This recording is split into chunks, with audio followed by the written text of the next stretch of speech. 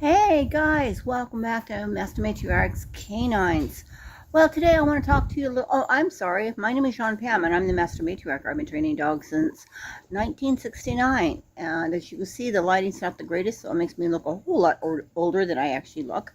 So be aware, my friends. Anyway, so I am outside. I'm here at a very, very dear friend's house here in Hawaii. We call it Hanai. That is when you bring someone in that is not blood related to you. You bring them in as family. Indicates an extremely close friendship of trust, etc. So anyway, this here is Matt's house, and I originally met Matt as a dog trainer. Okay, and I helped him with his dogs, and we became friends. And then from there, we developed a very close friendship. He and his partner, and I, and his mom are all good friends. So with that being said, let me tell you a little bit about what happened today. Well, before I go into that, though, I want to explain something. As most of you already know, I'm moving around. Changing position, that is. Anyway, as most of you already know, I have 8 dogs. They all come from various backgrounds. None of them are very good. I have a lot of different breeds, and I want to bring to you that Catahoulas, as a rule, do not really like other dogs. That's just who they are. They were bred originally to hunt down wild boar, and these are powerful dogs that are easily triggered for prey. And they are not good friends with other dogs. It takes an awful lot for these dogs to live together in peace. And majority of the time, Prince, who is an American Foxhound, and Catahoula gets along pretty well with the rest of the dogs. He does have his moments, though, and it can get pretty bad when he gets triggered. So that's what today's story is about. Now, I want to tell you this. If you think living together in total peace and harmony is the way it is when you have a pack of dogs, let me bring you to reality, folks. That doesn't happen. You know, maybe the majority of the time it does, but you're going to have skirmishes. You're going to have flare-ups, and sometimes you're going to have a volcano go off. Because just like living with humans, I mean, let me rephrase this. You have a boyfriend, a husband, you've got kids, all right? You know, I'm saying this if you happen to be living with somebody. Also, you've got your parents, your boss, whoever it might be. You have relationships with every one of those people. And I would like to know, do you honestly get along with them every moment of the day? Every moment that you're around them? No, you get irritated, you get annoyed, and sometimes you may strike out. You may yell at them, snap at them, or in some cases, you have an out-and-out fight with them, okay? It happens. It's just part of having to be around other beings, other people. Well, dogs are the same way. Overall, you may get along very, very well with your family members. Hey, that would be very interesting if that happened, but I'm just saying, okay? If you never argue with your family members or anything, unless you don't live with them, that's pretty amazing. If you never get irritated with them, that's pretty amazing. You're a saint. Give me come to my house and please show me your magic, because I get irritated with people a lot. And sometimes I get irritated with my dogs too. I mean, I'm only human. So anyway, with that in mind, so I came over here to Matt's. As you probably already know, I haven't had power in quite some time, and Matt was so gracious. He offered to let me use his washer and dryer because I have to go to work tonight, and I wouldn't have been able to get everything done in time by hand to go to work tonight. So anyway, so here I am, and he had been gone. He had to do some errands, and we came back. He forgot to completely lock the gate. Now, the gate, folks, is located, let me show you here, right here. These are his 2 dogs. I love these 2 dogs. They're cool dogs. And as you can see here, this here is Pearl. I helped him get that dog. She is part whippet. That's right. That's right. Hi, Amber. Yeah. And you can see, Amber knows me very well. And this is Pearl. They both know me very, very well. And they are happy, sweet, loving, incredible, wonderful dogs. They really are. On the other hand, I have my guys waiting here in the car for me. All 8 of them are in here. Now, what is going on with that? Well, they've been here for over a couple of hours now, and I had to let them out to go potty. And Prince, here, Princey, Can you come see Mom? Can you come see Mom? Let the guilty party be known. Move back, guys. Move back. Move back. Move back. And that is Prince. Can you see him? Right there. He went out to go potty. Everything was clear, no animals around or anything like that. And as I said, Matt came home and he thought he had closed the gate. It was just totally an accident, and his dogs got out.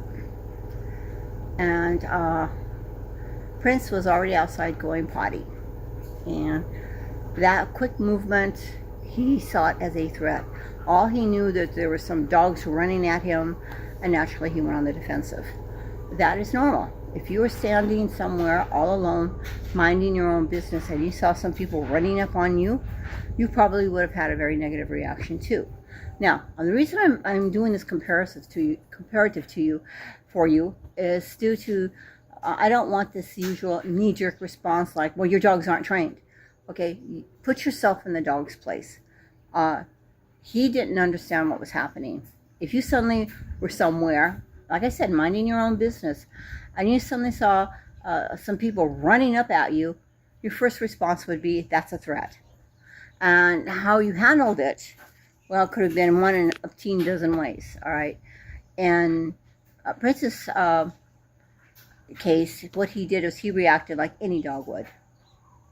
He went on the defensive. He thought he was being attacked, and it was on. Prince fought with both dogs, and he is a big boy and he's pretty powerful, and he's got a lot of experience fighting and defending himself. That's just kind of who he is. And so Matt and I were finally able to break the fight up. And eventually, Prince's collar slipped off of him, and so I had to bend down and I grabbed his back legs. And Prince, I don't worry about him biting me. I really don't. I mean, he and I have a very special relationship. Yes, he is in fight mode, but he's not blinded.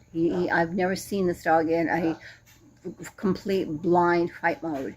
If that is ever the case, you definitely don't want to get around it if you don't know what the hell you're doing, because you could end up seriously injured, possibly killed. All right, because once that is triggered, the dogs don't know who they're biting. They don't know what they're biting. They're just biting. They become, attack machines is what they do. They have no sense of anything. They are just simply reacting. So this was obviously not the case, because I'm still sitting here and I'm not in the hospital. I did get scotched up a little bit, but that was not because the dogs attacked me by any means, okay? And so obviously we got things broke up as such. And the reason I'm bringing this to you, I'm telling you this because it's not about bad dog training at all. Not at all. It's about, this is one of the things that you deal with when you have a pack of dogs. If you think that living with a bunch, hey, knock it off! If you think living with a bunch of dogs is easy, let me tell you, it's not. The whole dynamic is so, it's like being on another planet, okay? Another language that you don't understand. The dynamic is so different. One dog is easy. I don't care how badly behaved the dog may be. One dog is easy. It's like a little ice cream cake party. Ice cream cake, with all the fancy fixings, all right? That's one dog. Two dogs, that's not really a big deal for me personally. Some people say, oh my God, my dogs just won't do this. Well, that's about training, okay? But when you're getting into the 4, 5, 6, 7, 8, 9, 10 or more dogs, now you're looking at a real pack. And that all those behaviors, the more dogs you have, the more intense those natural behaviors are. And it's not about training. It really isn't. It's about who the dogs are. It's about them being dogs. And if you want to know what a real dog looks like, let a bunch of dogs get together. It's almost, especially at a dog park, it's almost guaranteed within, say, first 20 to 30 minutes that you're there, a fight's going to happen. And it's very common for dogs to be killed, okay, during these fights, or die as a result of injuries sustained from these kind of fights. So I never, ever, take my dogs to a dog park. Besides, it's a hotbed of disease. You know, you got dogs pooping all over the place. You don't know whether or not these other dogs have had vaccinations. You don't know if they're sick. You don't know if they're carrying parvo or anything else. You don't know where these dogs have been. You know, and when they poop on the ground, they could be loaded with tapeworms, hookworms, parvo, depending on how old your dog is. You know, all of that is a threat. Distemper, all kinds of stuff could be out there. So I just do not. And besides, you get so many people who are more busy on their phones than they are paying attention to their dogs. You let a dog off leash around a bunch of other dogs, something is going to blow up. It's just the way it is. So, I mean, that's the way dogs are. You may have a wonderfully friendly, loving, incredibly awesome dog. And then you have some idiot out there that's going to let their dog that tends to be reactive, off leash. And the nicest, the sweetest dogs out there are usually the ones that become the target. And they get attacked. Who's going to pay for that? You know, that dog is being subjected to pain and fear and such that is totally unnecessary. You know, possibly, you know, losing its life due to injury sustained. Maybe it might lose its eye or something during the fights. This is not funny, folks. And I never take my dogs to dog parks unless I am the only person there. And if I see somebody else pulling up into the park, I used to do this. I haven't done this in about 4 years. When I saw somebody pulling up, that leash is on, and we are leaving, just like that. And I hear people say, "Well, why are you leaving?" Because it's just not worth the risk to me. Okay. So back to where we are. Yeah, living with a pack is nothing, my friends. Nothing whatsoever like living with 1 or 2 or even 3 dogs. When you get 4 dogs, then things start changing. 5 dogs, you know, if you pay any attention whatsoever, you notice there may be more skirmishes popping up, a little unhappiness, tension, etc., snapping, growling, that kind of thing.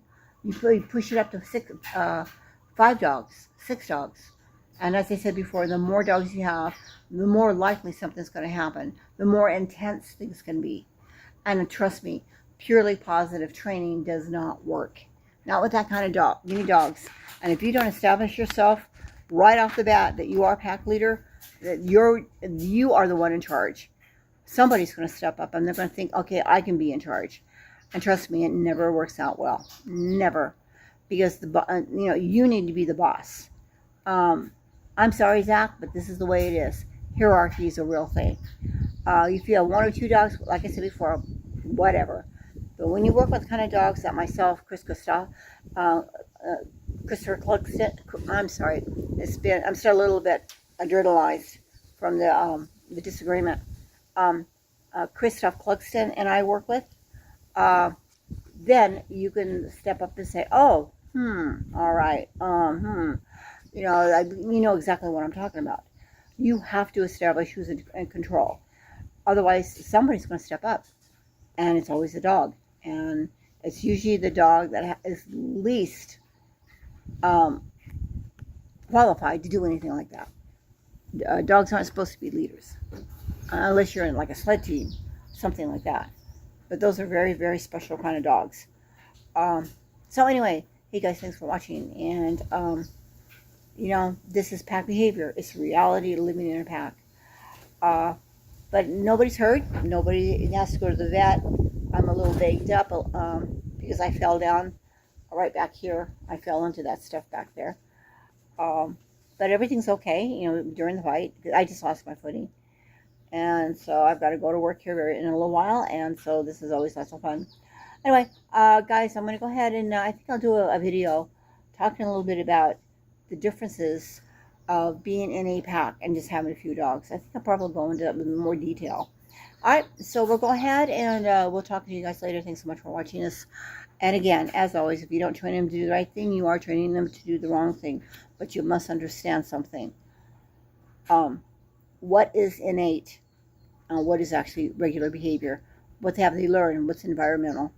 And I'm going to do some videos on that too. All right, guys, take care now, and we'll see you next time here on the Matriarchs Canines. The Master Matriarchs Canines, guys. See you later. Bye-bye now.